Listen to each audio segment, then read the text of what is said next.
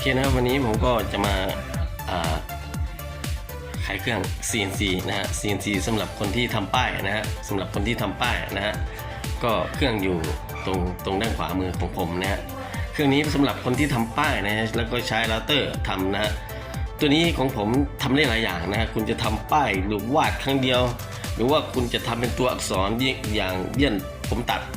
อย่างเช่นผมตัดให้ดูนะฮะตัดให้ดูก็เป็นเช่นนี้นะฮะจะทำเป็นตัวอักษรขายก็ได้ทำเป็นป้ายเสร็จป้ายวัดป้ายวาป้ายซุ้มไก่ชนนะฮะแล้วก็ฟาร์มปลาร้านก๋วยเตี๋ยวนะฮะมันได้หลากหลายนะฮะตัวนี้ก็ส่วน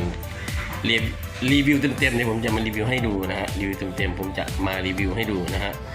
อันนี้ก็โอเคสำหรับคนที่สนใจนะฮะก็ทักมานะครับตัวนี้ผมขายอยู่ประมาณ 40,000 กว่านะฮะ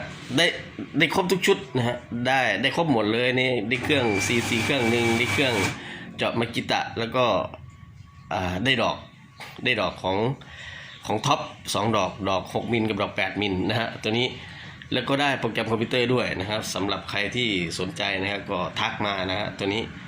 ก็ดูการตัดไปเรื่อยๆนะฮะส่วนว่าใครอยากทำป้ายนะฮะของผมมันกัดได้ถึง50 เซนนะฮะของผมมันกัดได้ถึง50 เซนแล้วโอกาสดีๆผมจะทำให้ดูนะฮะช่วงนี้มันทำเยอะไม่ได้เสียงดังนะฮะเสียงดังข้างบ้านก็อาจจะรำคาญได้นะครับผมก็ถ้ามีโอกาสดีๆได้กลับต่างจังหวัดนะครับผมก็จะทำเป็นแกะป้ายครั้งเดียวจบเลยนะฮะคุณไม่ต้องมาแกะ 2-3 ครั้งแล้วก็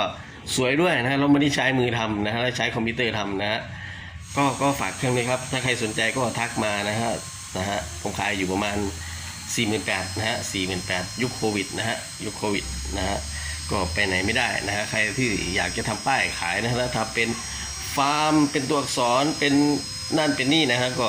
ก็ดูนะฮะก็ดูไปเรื่อยๆก็เดี๋ยวส่วนการรีวิวว่ากว้างยาวได้เท่าไหร่นะฮะเดี๋ยวผมจะมารีวิวอีกครั้งใช้โปรแกรมอะไรนะฮะสำหรับใครที่สนใจผมสอนโปรแกรมให้ฟรีนะผมก็จะลงวิธีการทำโปรแกรมให้ดูนะฮะโอกาสจะเป็น EP 1 EP 2ไปนะฮะก็ขอบคุณที่รับชมครับ